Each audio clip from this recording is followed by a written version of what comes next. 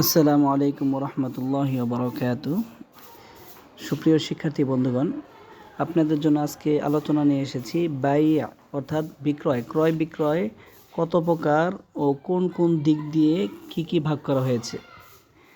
তো এই ভিডিওটা আমি পরীক্ষার উত্তর দেওয়ার জন্য উপস্থিত করি নাই, এটা বোঝার জন্য উপস্থিত করছি আপনাদের সামনে। কারণ এটা শুধুমাত্র পরীক্ষায় যদি আপনি এটাকে উত্তর দেন, এই যে বিক্রয় কত প্রকার ও কোন কোন দিক দিয়ে ভাগ করা হয়েছে, তাহলে হচ্ছে আপনি নাম্বার পাবেন কিন্তু ফুল মার্ক পাবেন না। আর আমি ভিডিওটা দেওয়ার উদ্দেশ্য হচ্ছে বোঝানো। কারণ অনেক সময় আসবে বাই কত প্রকার, এটা প্রশ্ন আসলে আপনি কোনটা দিবেন, তো এটা নিয়ে আপনাদের অনেক সময় হয়ে যায়।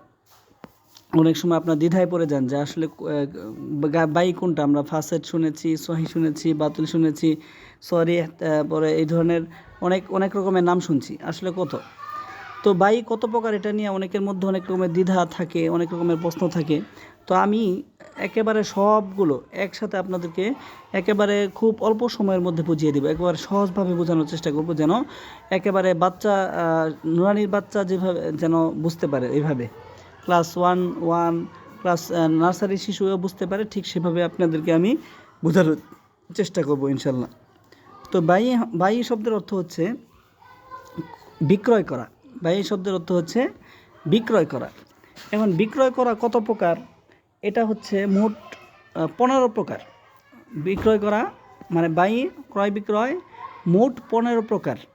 বাই চুক্তি মোট 15 প্রকার। এখন 15 প্রকার শুনে আপনারা আবার ঘাবড়িয়ে যান না যে 15 প্রকার কীভাবে মুখস্থ করব। ঘাবড়িয়ে যাওয়ার কিংবা ভয় পাওয়ার কোনো কারণ নেই, একেবারে সহজ।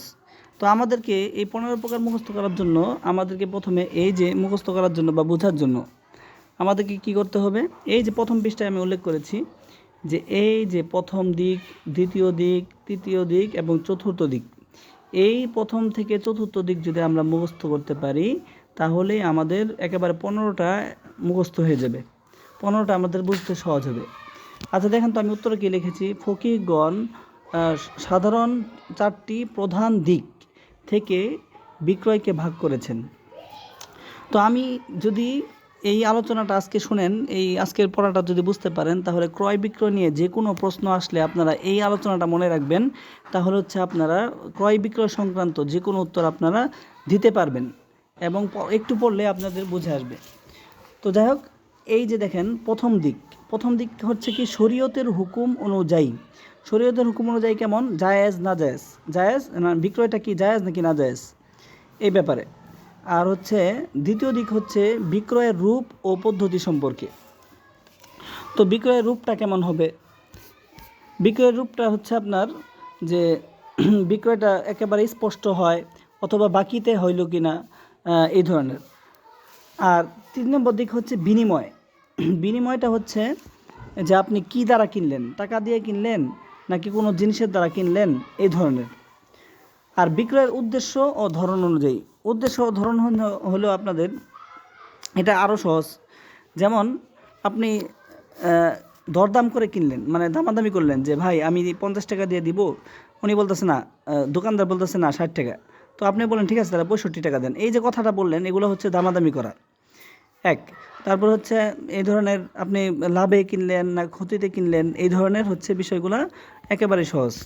তো যাই হোক, প্রথম আপনারা একটু এটা বিষয়টা বোঝার চেষ্টা করেন যে এই 4টা জিনিস আগে মনে রাখবেন, যে শরীয়তের হুকুম অনুযায়ী, তারপর হচ্ছে শরীয়তের হুকুম অনুযায়ী, বিক্রয়ের রূপ ও পদ্ধতি অনুযায়ী, বিনিময়ের ধরন অনুযায়ী। বিনিময় মানে কি, টাকা পয়সার দিকে একটু মনটা নিয়ে নেবেন। বিনিময় শুনলেই টাকা পয়সার দিকে মন যাবে, আর উদ্দেশ্য শুনলেই যে আপনার বিক্রয়টা আপনার লাভ হইল না ক্ষতি হইল, এই ধরনের কোনো বিষয়ের দিকে নেবেন।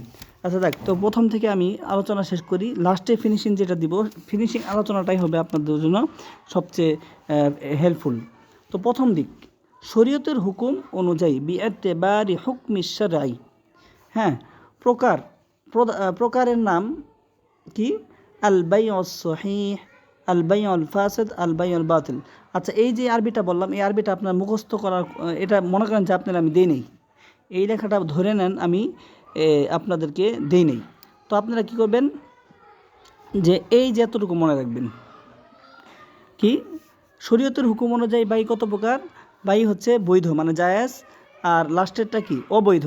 তো জায়েজ আর না জায়েজ, যেমন জায়েজ বিক্রয় কেমন? যেমন টুপি, পাঞ্জাবি, তারপর শার্ট, গেঞ্জি, এগুলো বিক্রি করা কি?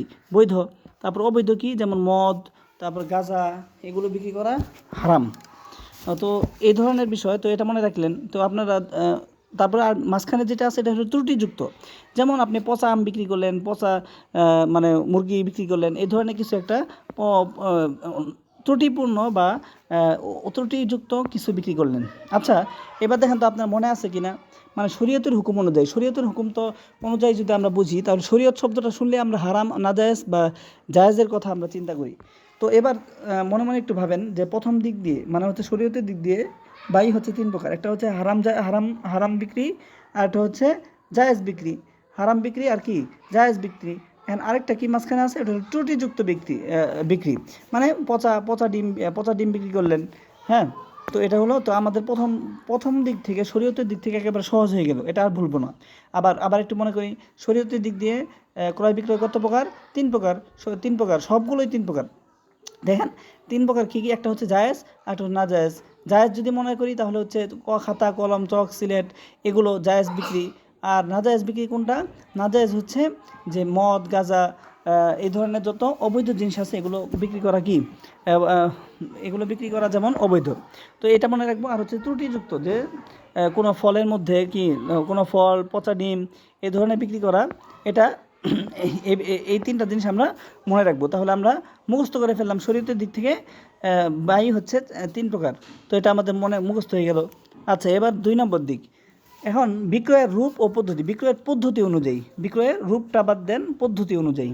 তো এটা মনে রাখবেন যে বিক্রয়ের পদ্ধতি, একটা হচ্ছে শরীয়ত, একটা পদ্ধতি। তো মনে রাখার পর এখন আপনাদের কি কি আছে, কয় প্রকার? তিন প্রকার। একটা হচ্ছে বাইউ সরিহ, একটা বাইউ তাআতি, আরেকটা হচ্ছে বাইউন মুআল্লাক। এই যে আরবিগুলা, এগুলো আপনি মনে রাখার দরকার নেই। মনে করেন যে এখন মনে রাখার দরকার নেই। এখন আপনি কি মনে রাখবেন? এক নম্বর হচ্ছে এই যেটা মনে রাখবেন, স্পষ্ট বিক্রি, অর্থটা মনে রাখবেন। স্পষ্ট বিক্রি, স্পষ্ট বিক্রি কেমন?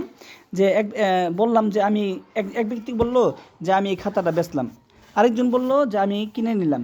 তো কথার মাধ্যমে যে ভাই এই খাতাটা কত করে? 10 টাকা। ঠিক আছে, নেন দেন। ঠিক আছে, এটা স্পষ্ট বিক্রি। আচ্ছা, এখন এই স্পষ্ট বিক্রিটা বোঝার জন্য আমাদেরকে 2 নম্বরটা বুঝলেই আমরা কী হয়ে যাব? স্পষ্টভাবে বুঝে ফেলবো। যেমন কার্যক্রমে বিক্রি, যেমন শুধু পণ্য ও দামের বিনিময়, কথা না বলে। এখন আপনি বাজারে গেলেন, যায় আপনার বন্ধুর দোকানে গেলেন, যায় আপনি একটা রুটি খাইলেন, না বলে, কিছু না বলে রুটি খাইলেন, খাওয়ার পরে আপনি তার 10 টাকা দিয়ে দিলেন, কারণ আপনি দাম জানেন, কথা বললেন না, মুখ বন্ধ। তাহলে সহজ না?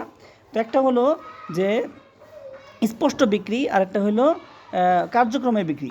স্পষ্ট বিক্রি, কার্যক্রমে বিক্রি। আচ্ছা, এবার 3 নম্বরটা কি? 3 নম্বরটা আরও সহজ। দেখেন, শর্তযুক্ত বিক্রি। যেমন যদি বৃষ্টি হয় তাহলে আমি বিক্রি করব। যদি আমি কালকে মাছ যদি আমি কালকে পাই তাহলে মাছ বিক্রি করবো, আর না পাইলে বিক্রি করবো না। কালকে যদি ধরো, আজকে যদি আমি সকালবেলা 12টার আগে ঘুম থেকে উঠি, তাহলে তোমার কাছে আমি মাছ বিক্রি করবো, আর নইলে বিক্রি করবো না। তো এই যে এই ধরনের কথা, তো এটা মনে রাখবো। তাহলে এই যে পদ্ধতির যদি আমরা খেয়াল করি, তাহলে কি? 1 নম্বরে মনে মনে একটু ভাবেন, মনে ভাবেন যে স্পষ্ট বিক্রি। স্পষ্ট বিক্রি মানে কি? মুখ দিয়ে বললেন। আর 2 নম্বর বিক্রি হচ্ছে কার্যক্রমে বিক্রি, মানে মুখ দিয়ে না বললেন। হ্যাঁ, মুখ দিয়ে বললেন, মুখ দিয়ে না বললেন। আর 3 নম্বর কি আছে?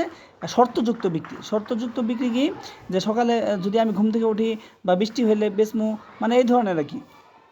তো যাই হোক, বুঝতে পারছেন? তো যাই হোক, আমরা আরেকবার মনে করি, শরীয়তের দিক দিয়ে বিক্রয় হচ্ছে কয় প্রকার? 3 প্রকার। একটা হচ্ছে জায়েজ, একটা নাজায়েজ, একটা ত্রুটিযুক্ত। আর 2 নম্বরে কি আছে? স্পষ্ট বিক্রি এবং কার্যক্রমে বিক্রি আর শর্তযুক্ত বিক্রি। তো বুঝে আসছে না? একেবারে সহজ কিন্তু।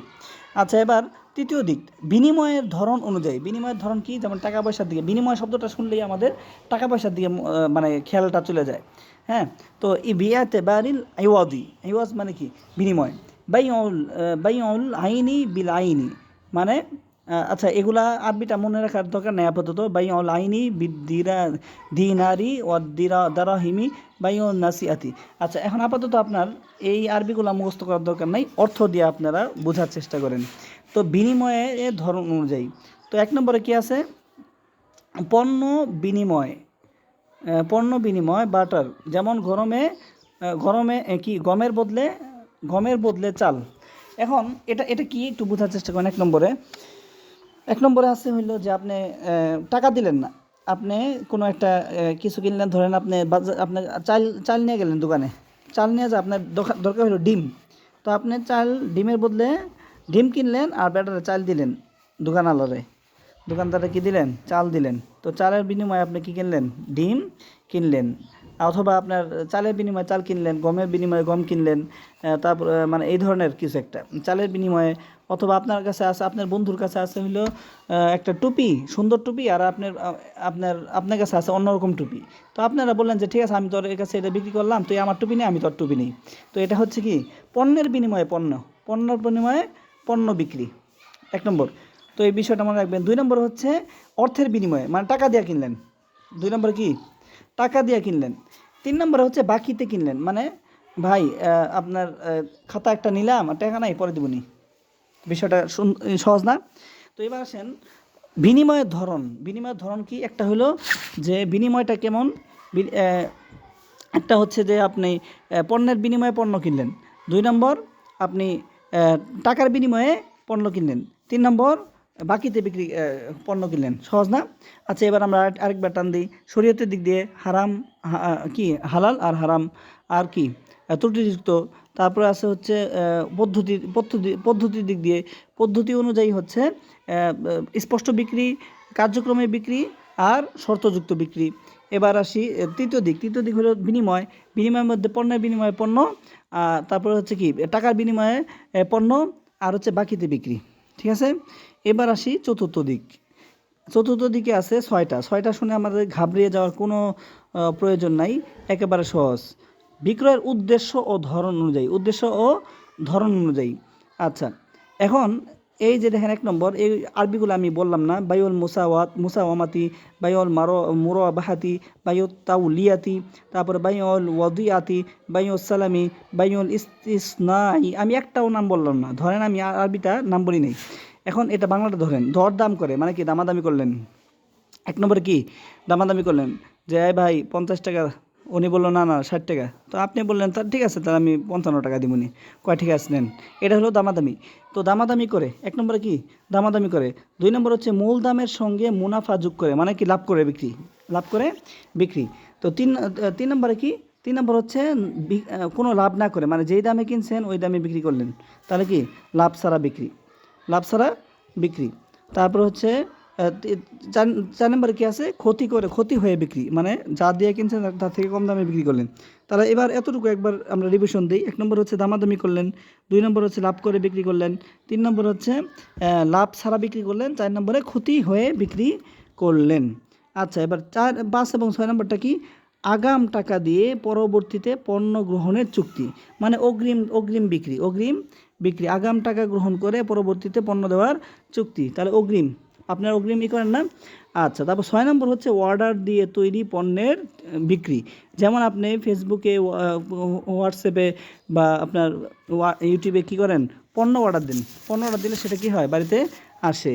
তো অর্ডার দিয়ে তৈরি পণ্যের বিক্রি, তো সহজ না? তো আচ্ছা, এবার আমরা পুরোটা একবার রিভিশন দিই। একটা হচ্ছে দামাদামি করে বিক্রি, 2 নম্বরে হচ্ছে লাভ করে বিক্রি, 3 নম্বর হচ্ছে লাভ ছাড়া বিক্রি, 4 নম্বর হচ্ছে ক্ষতি হয়ে বিক্রি, 5 নম্বর হচ্ছে অগ্রিম বিক্রি, 6 নম্বর হচ্ছে এই কী করা, 6 নম্বর হচ্ছে আপনার অর্ডার দিয়ে বিক্রি। তো এবার এগুলো কি ধরন না, মানে বিক্রয়ের ধরন না। একটা ধরন হচ্ছে দামাদামি করে বিক্রি করলেন, একটা মুনাফা দিয়ে বিক্রি করলেন, অথবা মূল দামে বিক্রি করলেন মুনাফা ছাড়া, আর ক্ষতি হয়ে, আর অগ্রিম, আর হচ্ছে অর্ডার। আচ্ছা, এবার দেখেন আমরা পুরোটা একবার ধরি। একটা হলো শরীয়ত, হালাল হারাম ত্রুটিযুক্ত।